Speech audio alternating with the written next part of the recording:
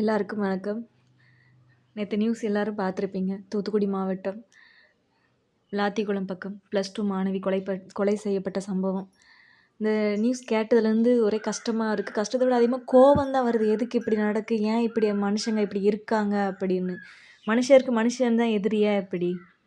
ஏன் இப்படி நடக்குது? அப்ப எல்லாரும் சோசியல் மீடியால சொல்றாங்க, பெண்களே பாதுகாப்பா இருங்க.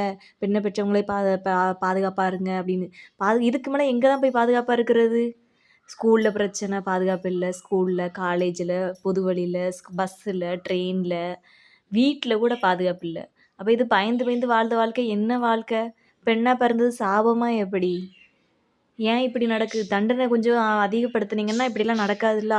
பிடிச்சு ஜெயில்ல போடுதீங்க. 6 மாசம், 1 வருஷத்துல அவங்க வெளியில வந்து சந்தோஷமா ஜாலியா இருக்காங்க. இப்படி இருந்தா பிறகு அவங்க தப்பு பண்ணத்தான் செய்வாங்க. என்னதான் மக்கள் போராடினாலும் இதுக்கு ஒரு தீர்வே கிடைக்காது. மக்களே திருந்துங்க மக்களே கொஞ்சமாவது.